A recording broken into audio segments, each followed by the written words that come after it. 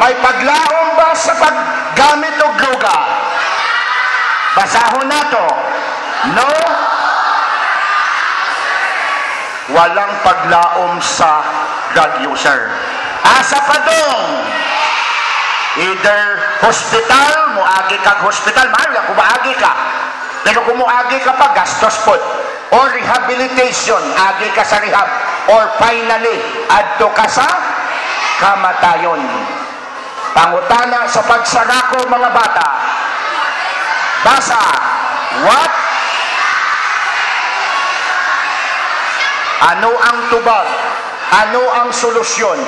That's why dili ko pwede mo sara kung dili ta mo hatagan og solusyon. Una, tan-awo na to, kung si Darwin na to pangutanon, sabi na, don't stop now. Ayaw undang, sige lang magdruga ka. Total pa impyerno man ka. Dili na to tumano na. Sunod. Ha? Unsa ang solusyon? Unsa ang solusyon? 3 ka F ang kinahanglan nato. 3 ka F. Nagsugod kini sa letter F. Number 1 F. Basa. Ito ang drug abuse, nakatanikala ta, nakagapos ta, pero kung kita mo makipagbisog, matangtang ka ng pagkabilanggo. Dili ta mabiktima, dili ta mahimong manggagamit or dependent ni aning ginadili nga duga. Malikaya nato ang kabungkagan sa atong mga kinabuhi. Number 2, hindi lamang mag-fight against drugs, ato ang fear for God, kahadlok sa Ginoo. Hadlokan nato ang Dios nga nagpahulam sa atong kinabuhi. The reason why ang mga kabataan karon wala nang restrain, pataka na lang, sige na lang, kay wala. Bisan gani sa papa, mama, wala na nahadlok. Sa teacher, wala na nahadlok. Ang una natong kahadlukan, walang lain kundi ang Diyos. Kahadlukan nato ang Diyos. And lastly, ang ikahuli, faith. Once more, louder. Pagtuo sa Ginoo. Buti pasabot nga ato saligan ang Ginoo, mangayo tagtabang Ginoo, ampingi ako, ilikay intawon ko sa mga ginadili nga duga nga dili ako mabiktima.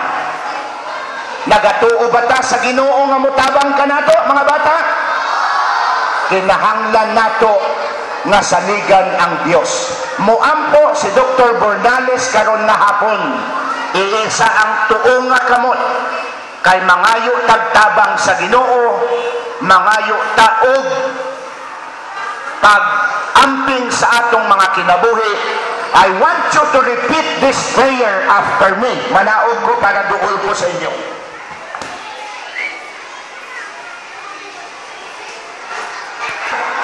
Iduko ang ulo o pinaagi sa pagtuo ato hangyoon ang Ginoo nga muamping sa inyong kinabuhi. Iduko ang ulo, iisa ang kamot. Isulti kini nga mga pulong. Ginoong Dios, nagapangayo kami og tabang Ginoo nga makalikay kami sa ginadili nga droga. Nagkinahanglan kami og proteksyon gikan kanimo. Una sa tanan, ginadawat namo si Ginoong Hesus. Isip among Ginoo, manluluwas sa among kinabuhi. Salamat Ginoo, nakaroon na hapon gadiling ga nadiling maayo na kami mabiktima, mao nga nagahamyok kami sa imong hinabang. Ang pingi ang among kinabuhi, nadiling kami matintal sa paggamit sa ginadili nga duga. Na sila makapadayon suporta